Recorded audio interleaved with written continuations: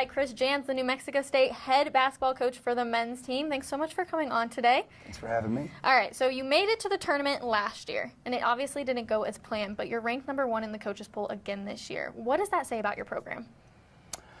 I'm not sure. Certainly it's respect, I guess. We only have one starter returning and a handful of scholarship players, but I'm sure every coach has sat in this chair and talked about how the preseason polls don't mean much to them. It's, what happens during the season that's most important, and certainly we're no different. It probably just puts a bigger target on our back, but we don't get too worked up about that. If we were picked 6th or 7th or 1st or 2nd, it's not going to move the needle too much for us. And it's year 2 for you. How is this different than last year? Just familiarity, kind of been there, done that now.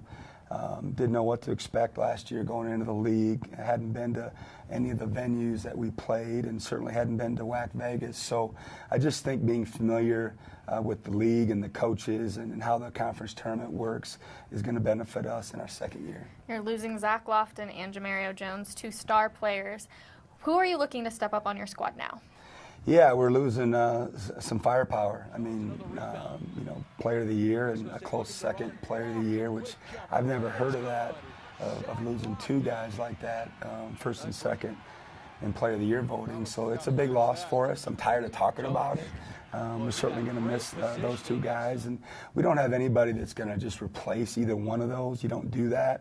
We're just going to have to do it, by committee and have a bunch of guys step up and take up the slack.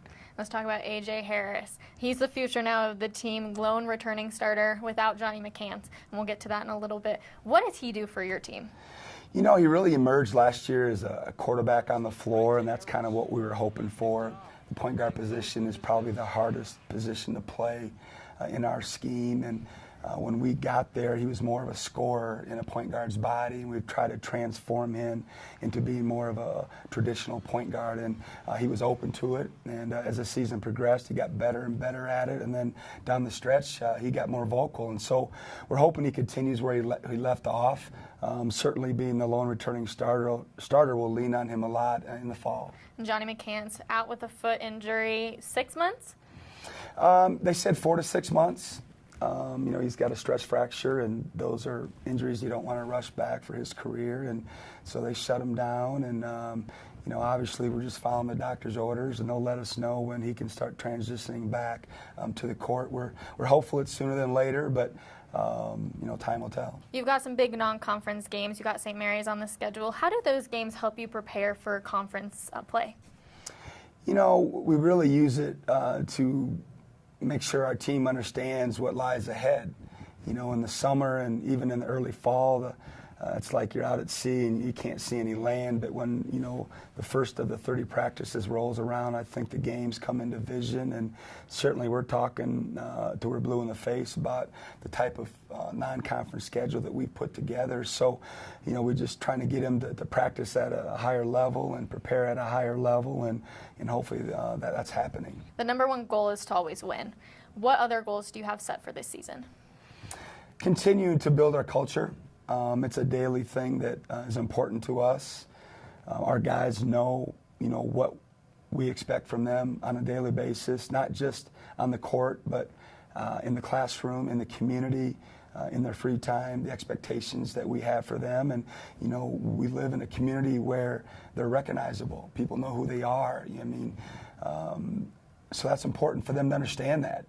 Some of the schools that are in the pro cities maybe don't have that sort of recognition, but in Las Cruces, our Aggie basketball players do. And so that's what we're continuing to work on. Obviously, like you said, the ultimate goal is to win games and to win championships, but at the same time, it's a responsibility as us coaches to try to build these young men and prepare them for life. What will it take to get back to the NCAA tournament? It'll take a yeoman's effort. We got a big target on our back. We have 10 new faces.